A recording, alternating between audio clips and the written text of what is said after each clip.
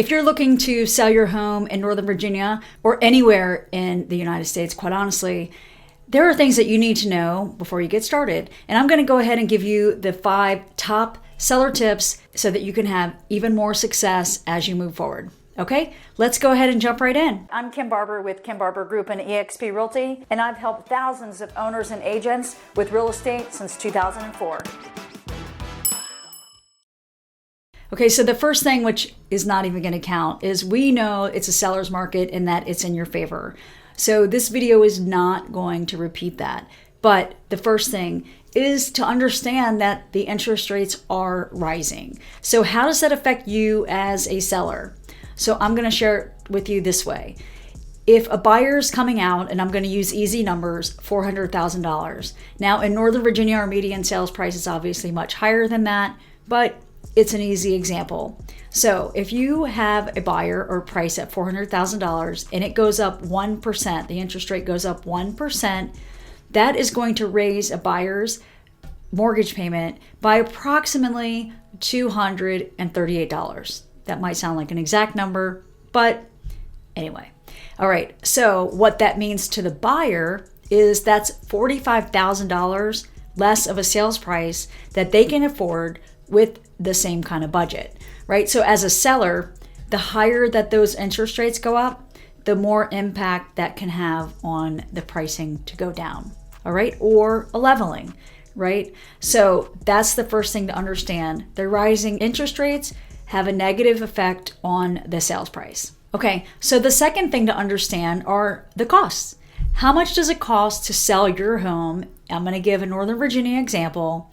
And these are probably the same no matter what state. But in Northern Virginia, there are 5 things that we're going to focus on. The first thing, obviously, is the commission, right? So there are no fixed commissions. So when you're looking at the commission, it's a multiplier.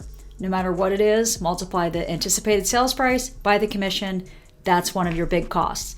So the second big cost is typically the sales tax. Again, it can range in different areas, but in our area in Virginia, you want to go ahead and calculate about 0.0025 times the sales price. And then that's going to give you a rough ballpark. There are a few taxes that make up this calculation, but it's just kind of a fun rule of thumb. So it will go up that percentage. The local title company will give you the final amounts. Okay, so the third thing is there is a title company. That's what we call it in Northern Virginia.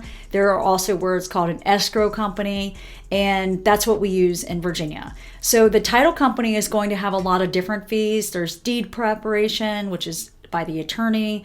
There's loan calculations back and forth. They get involved in calculating your taxes and the loan payoff, etc.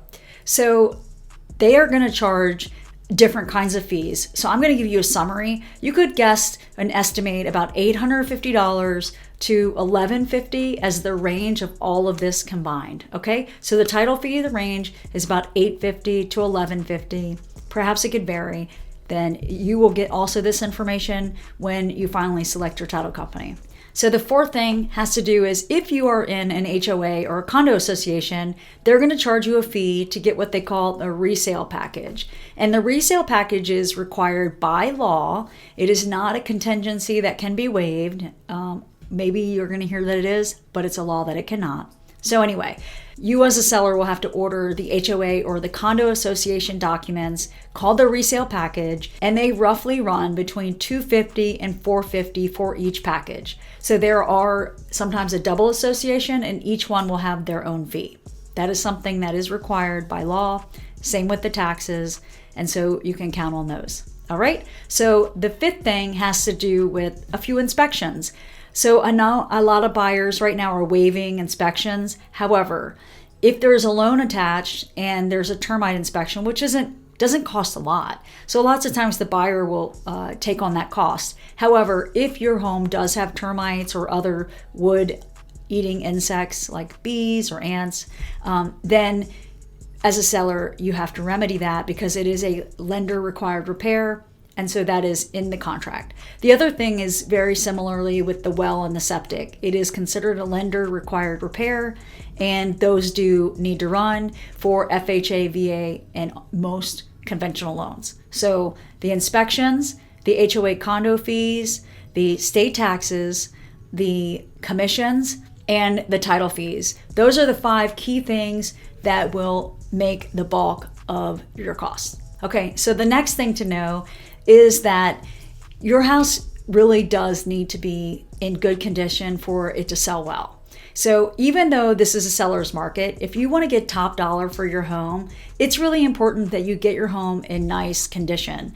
So imagine when you're looking online and you see really super busy pictures and it's really hard to focus on the space, or if you go into a home and it feels dirty or have smells, etc. like that, even if it's a seller's market, it will affect your bottom line. All right, so I'm going to give you more tips on that on tip number 5, but it is important to understand that there are different strategies. So the 4th thing to know is pricing strategy. So it is a very interesting thing right now that if you start out at the high end of the market, so for example, your neighbors started out at 850 and then it closed at 925. And then you had another one that started out at 850 and closed at 875. And then you had maybe another kind of up and down like that. It's quite interesting that then when the next one starts at 950, maybe it was just a month apart, it seems that those just sit. So it is smarter, and what I'm noticing, to go ahead and price it where the starting point was, because I've gone into situations with buyers and then they feel like, you know what, that's just too high, or sometimes they won't even go see it. So pay attention to the trend and stay with the trend of where the list price started, not always where it ended up. Okay, so then the 5th thing is super important to understand is that there's an average days on market of 16. So let me tell you why this is important. Some houses are flying off the shelves in 5 days or less. If the average is 16, it means that other ones are sitting for 30 days or more. Those are still amazingly low days on market. But let me tell you what's happening. Buyers still want turnkey homes. And then they also have that strategy of pricing. So let's put that one aside. They still want turnkey homes. And so I have a rule that has tried and true called a rule of 3. So when a buyer comes in and there are more than 3 major things that they need to do to the house, your value is going to go down. So, or you're not going to get as strong as an offer. So think about this. As soon as they approach the home, how is that first impression? You know, landscaping, mulch, even winter, summer, it makes a difference. It's the energy and the appearance. So think about that. Then the other 2 are quite easy. If they can move in, if the paint is in good shape, the flooring is in good shape, or if the kitchen needs a renovation or the bathroom needs a renovation versus those are in good shape, but try not to have more than 3. Right? If a buyer has to come in and offload a bunch of money to get the house in better move-in condition, they will start to think too much work, value goes down, or they'll walk away because sometimes they don't have the connections or the design, or they're already tapped out on the budget. Okay? So think about that rule for 3. And remember, first impressions, paint, flooring, look at your kitchens and your bathrooms, and make sure that you don't have more than 3 things to do. Okay? So those are the 5 tips. If you would like to have a real estate strategy chat, there's a link for a free conversation with me down below. And do me a favor, if this was helpful, please give me a thumbs up, subscribe to the channel, because then YouTube will know that I'm helping give great information to sellers and homeowners like yourself. And I will promise to give more valuable content every week. Okay? Again, if you have questions, comment below and I will do my best to help you out.